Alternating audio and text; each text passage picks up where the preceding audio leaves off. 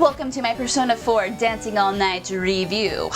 A few days ago I did a preview of Persona 4 Dancing All Night, and it's worth noting that when I made that preview I had already beaten the game, so everything I said then still stands today, which is if you were a fan of Persona 4 and the characters and the story, then I would absolutely, without a doubt, recommend Persona 4 Dancing All Night.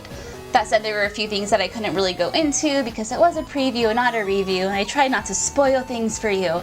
So if you already have your heart set on Persona 4 Dancing All Night, you can stop watching this video because I'm going to recommend it to you, or if you want to be aware of a few things that I wish I was aware of before I played the game, stay tuned. Okay, so let's talk about the story for a little bit. The story of Persona 4 Dancing All Night, and I will keep this basically spoiler free, is and you will learn all of this within, a certain, in the early stages of the game, so don't worry, this isn't something I'm spoiling that happens way down the line.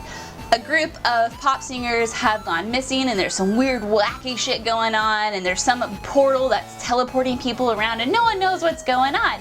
So the investigation crew gets kind of drug into everything, and they are there to learn what's going on and how to fix it. But this time around, instead of beating the shit out of people with their personas, they dance. Yes, in this world where they fight, they cannot, there's no harm, you can't cause harm to anything because it's just the way the world runs. No harm will be done to anybody. So, how does one do that? They dance to convey their feelings, and by doing that they are able to persuade the minds of these entities of this other world and make them stop hurting people, which I guess they can't really hurt people. Stop them from trying to influence the innocents with their corrupted way of thinking. So knowing that, you can probably imagine that the game can be pretty cheesy. There are a few cornball lines in there, some that even made me cringe a little bit, like Yosuke would say something. It's mostly Yosuke that would say no, they all were pretty freaking cheesy, but that's okay. I just know that sometimes it does feel a little preachy and it's a little cheesy, but it is a very good message. In fact, the message that it conveys is, be yourself, and if no one likes it, then F them. It's just the overall theme of the game, which is a very good message, and because of that and because of how hard they push it, I would actually recommend you giving this game to some of your kids, because it's really good, and even left an impression on me as someone who's on the internet and easily is told I should be one way or should be another way. It was really, it really resonated with me, and it really hit home, and it made me feel good. Now when it comes to the gameplay, I admittedly didn't know too much about how Persona 4 Dancing All Night played before I actually got my review copy. So when I got the game, I quickly learned that you do not have any free control over your characters at all. You don't get to run around dungeons, you don't get to run around anywhere. In fact, the only movement you'll ever have is controlling your character when they are boogieing down. And because you can't do any exploration of your own, the typical layout for the game is as follows. There will be a static background, and there will be then the character animations, or the art of the characters. Here will be Yosuke and here's Chie, and they're talking blah blah blah, and then Chie will go away and out comes Rise, and then she's chatting with Yosuke now, and then he goes away and then someone else comes up. That's the way it works.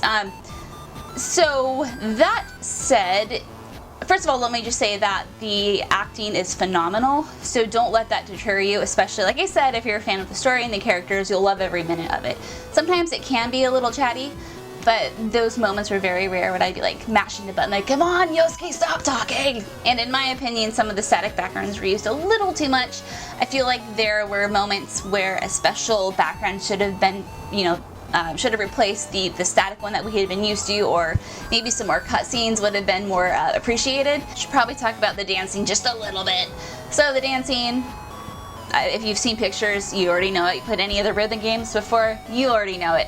Buttons, prompts fly out to certain buttons. When they hit the button, you press the button on your controller, and voila, you are dancing. It's that easy. That said, I did play on the easy mode, because I wanted to play for the story, and the game even says if you want to play for the story, play on this mode. I did go into free play a little bit, free dance, whatever the mode is officially called, and I tried some of the harder modes, got my ass kicked.